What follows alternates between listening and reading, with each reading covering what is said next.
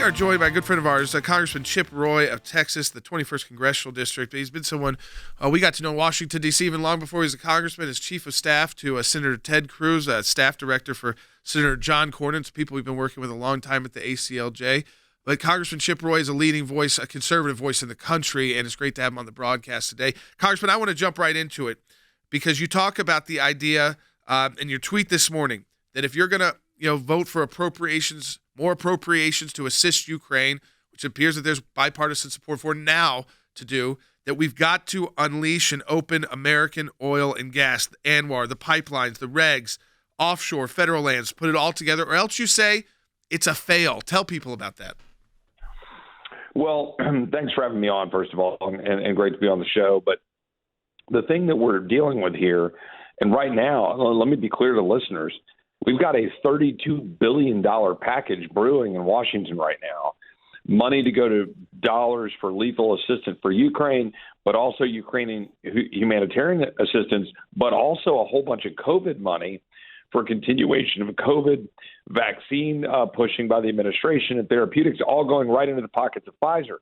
So I'm just bringing up and raising the question, as you just read the tweet, if $1 is appropriated, if $1 is spent and Republicans support it next week, that is going to go towards the Ukrainian situation that we're dealing with right now, and we don't free up American energy, then it's a fraud, and we need to call them all out on it. It's a front.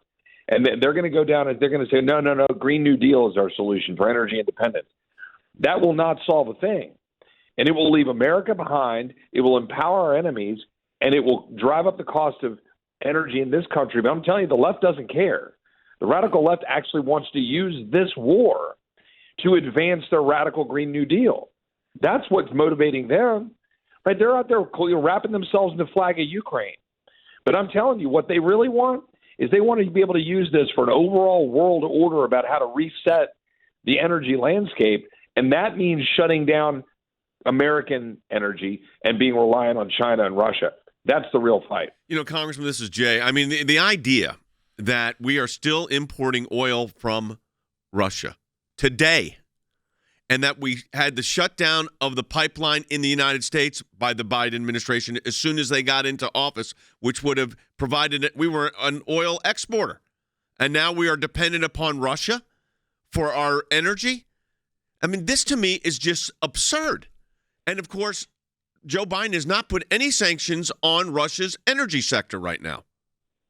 Well, and in fact, he's very specific in what he's talking about in their policies and in the State of the Union about their lack of intent to address this situation at all. They're perfectly fine continuing either the status quo or, frankly, going further down the so-called Green New Deal road, which is all a fraud and pursuing fantasy unicorn energy policies that leave us beholden to our enemies. You just said it, 600,000 barrels of oil imported from Russia every day in the United States, even though we sit on a mountain of oil and natural gas. We have constricted our supply. We have shut off permits.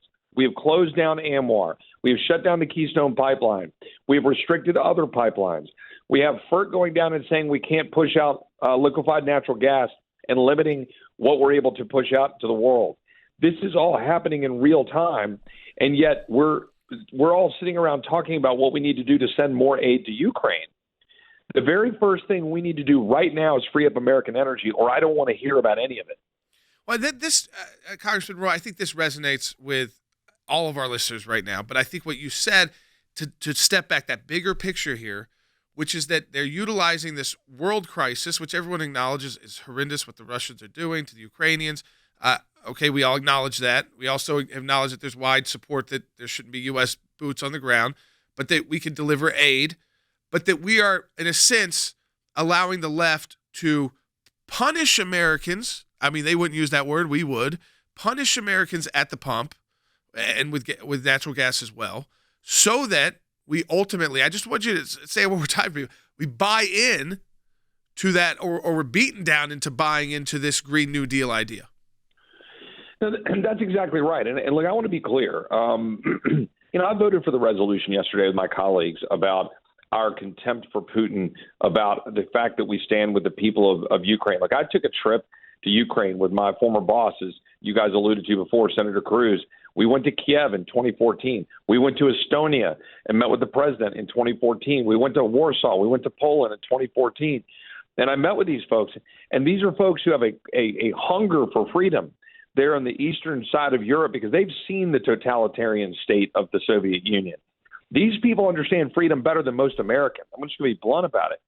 So I want to be able to stand alongside them, but I'm not going to also be a pawn in George Soros and the radical left's game of trying to make us bow down to the altar of the Green New Deal and this fake energy so that they can advance their social welfare state, their agenda of making us reliant on foreign oil, reliant on China for the all of the minerals that we need for making solar panels, and reducing our independence. This is a sovereignty question, just like our southern border.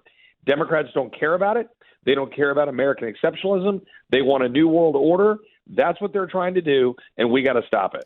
There's another issue you're very involved in, and so are we, and that is the situation, the crisis on the border. You have a mini documentary out, Texas Under Siege, the human toll of Biden's border crisis. You're down there. What's your assessment right now?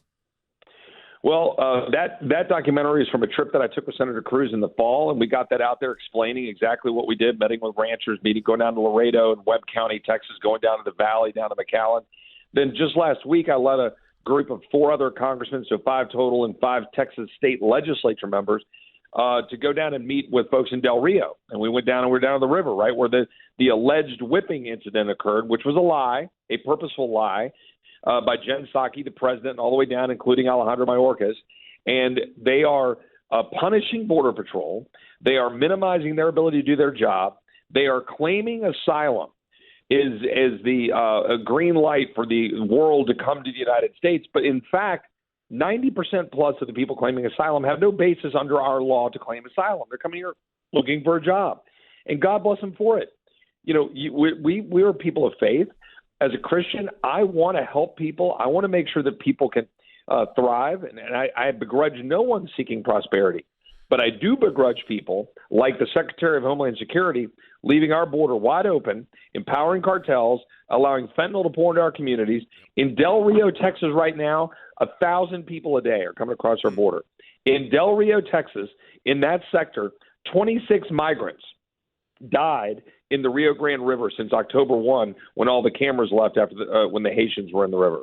Congressman, I've only got about 30 seconds here, but for people who are interested in seeing that mini documentary, Texas Under Siege, the human toll of Biden's border crisis, we're talking to Congressman Chip Roy of Texas. Where can they go and find that? Yeah, you can go to my official website at roy.house.gov. You can follow me at chiproy.com on my personal political website, Twitter, ChipRoyTX.